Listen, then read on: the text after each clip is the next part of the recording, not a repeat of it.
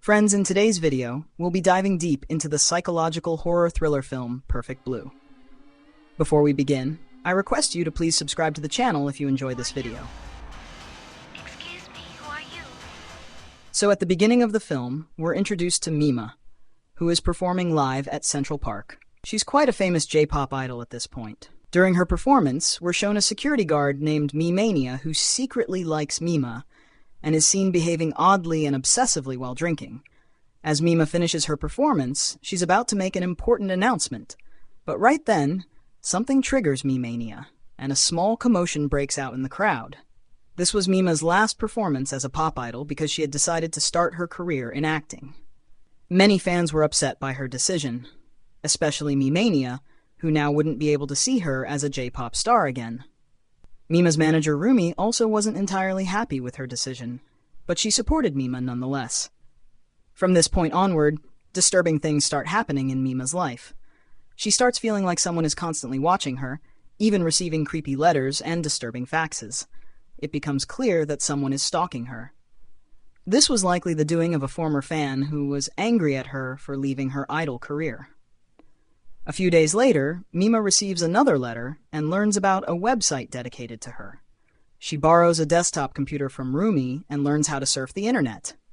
On that website, supposedly a fan page, every detail about her life is updated in real time, from the products she uses, to the shops she visits, to which foot she steps off the train with.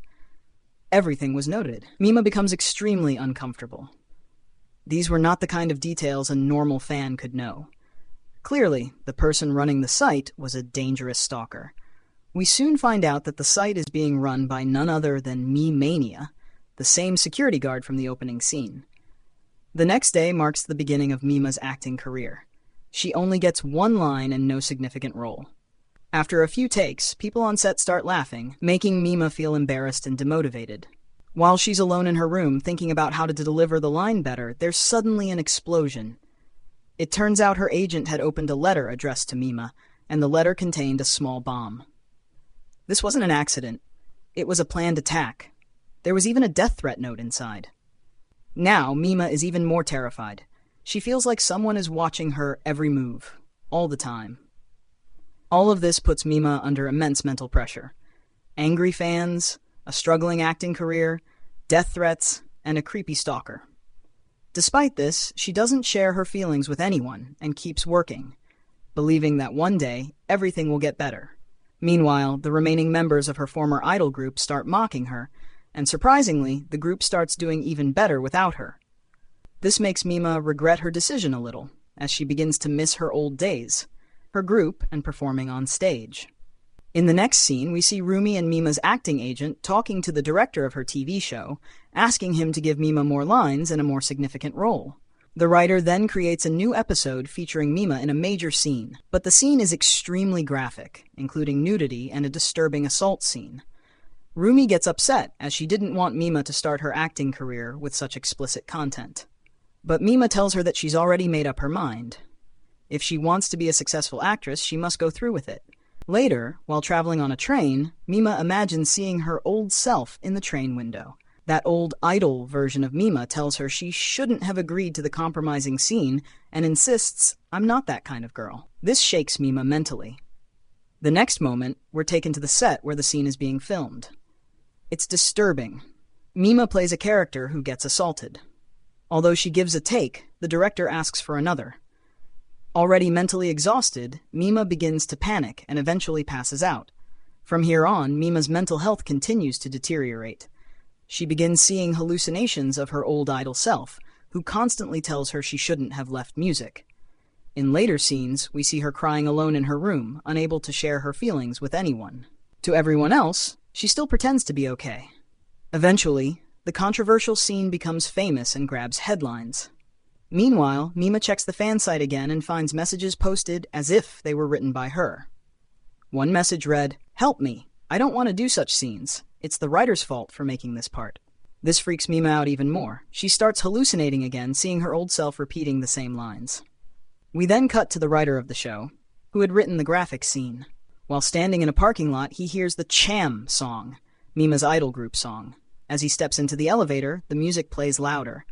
The scene cuts to the 5th floor where the elevator opens, and we see the writer's brutally murdered body. His eyes had been gouged out. Now, Mima is being typecast. To stay in the industry, she's being offered more such inappropriate scenes. In a later scene, something strange happens. During a performance by her old idol group, Mima suddenly appears on stage. Everyone, including Mimania, is shocked to see her there. Later, someone publishes explicit photos of Mima, making her feel humiliated and betrayed. Even Mimania is disturbed by this, as he doesn't want his idol Mima to be seen in this way.